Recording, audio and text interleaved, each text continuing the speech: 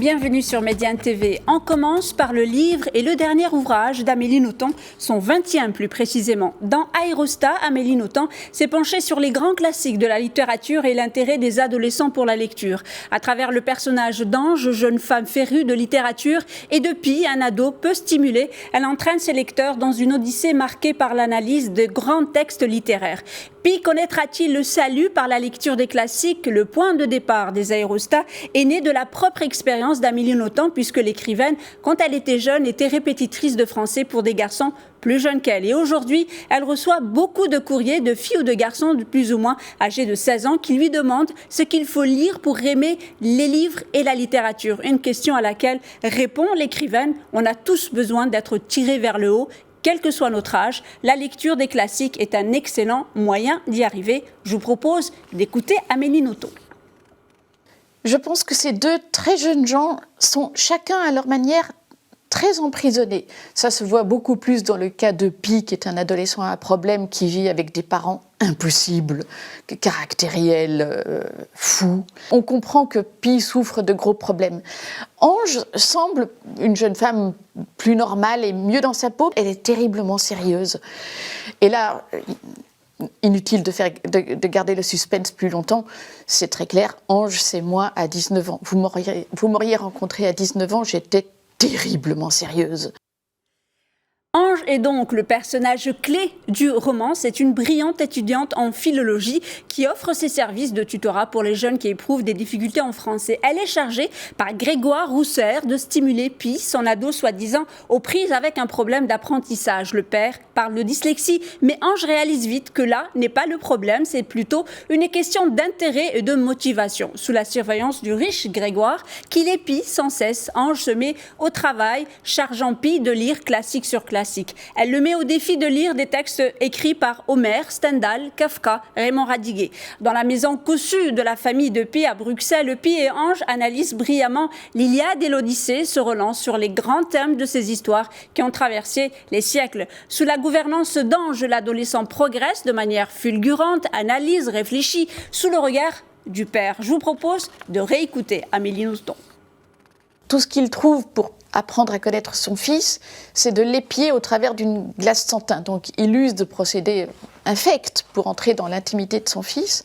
Et ce qui est terriblement pervers, c'est que Ange, donc la jeune femme, est au courant de cela. Donc elle a l'impression d'entrer dans une machination. Et elle qui est venue pour aider Pi, a l'impression qu'elle sert à la manipuler et à l'enfoncer. Et en même temps, c'est elle qui va lui apporter tout de même le salut, la libération, sous forme du meilleur sésame qu'on ait jamais trouvé dans l'histoire de l'humanité, l'amour de la littérature. On quitte le livre pour un autre univers artistique, mais un peu atypique. Prêt à l'envol, chers téléspectateurs, l'invitation ne se refuse pas, surtout lorsqu'il s'agit de prendre de la hauteur confortablement installée devant son écran et d'aller chercher des perspectives vertigineuses. Grâce au concours international Drone Photo Awards 2020, ouvert aux images réalisées non seulement grâce au pilotage de drones, mais aussi par hélicoptère, deltaplane, montgolfière ou cerf-volant, ce prix classe les candidatures selon les catégories qui vont de l'urbain à la vie sauvage, en passant par le sport, l'abstraction ou l'humain. Signe des temps, cette année, le concours a intégré une thématique spécifiquement consacrée aux visions des villes du monde entier réduites au silence et vidées de leurs habitants par la pandémie de Covid-19.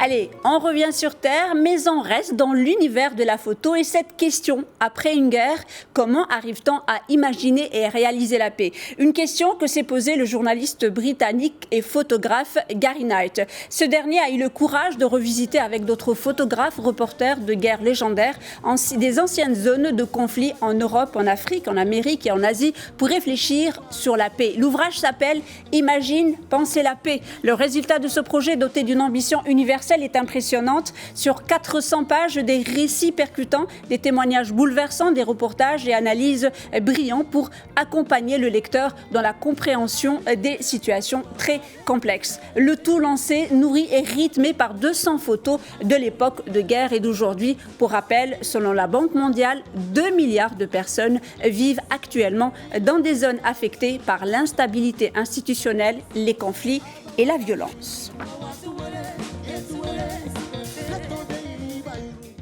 Vent debout contre le virus, troubles fêtes, salles et festivals rebondissent. Il faut accueillir les contretemps comme des occasions, inventer autre chose. Fort de cette philosophie, le festival Africolor a démarré comme prévu le 14 novembre, mais se déroule sur la toile. La 32e édition de ce festival consacré à la création autour des musiques africaines qui devait avoir lieu dans une vingtaine de villes de France est donc une édition particulière. Et cette édition se poursuit jusqu'au 12 décembre, 100% sur la toile et gratuitement sur les différents réseaux sociaux du festival. Je vous propose d'écouter Madamba et le clip Jolene.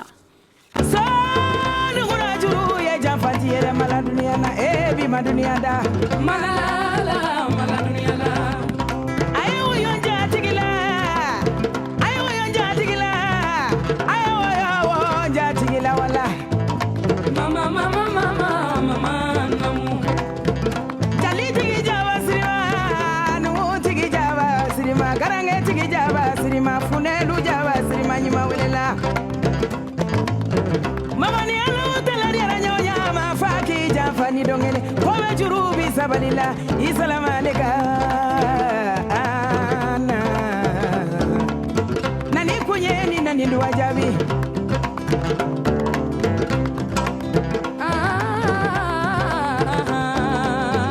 Allah, Tungamani, Tungamani, Tungaga Galende, Allah.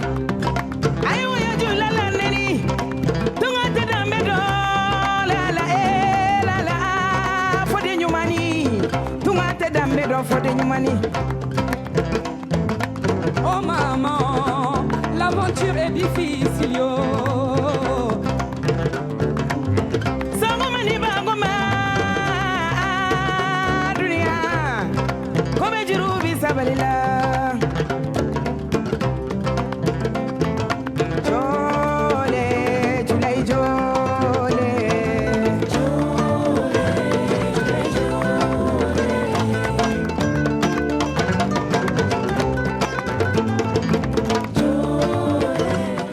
Merci, chers téléspectateurs, pour votre fidélité. L'information se poursuit sur nos différents canaux, Médiane TV Arabique, Médiane TV Maghreb, Médiane TV Afrique et sur notre site web www.mediantv.com. Surtout, portez votre masque et restez vigilants.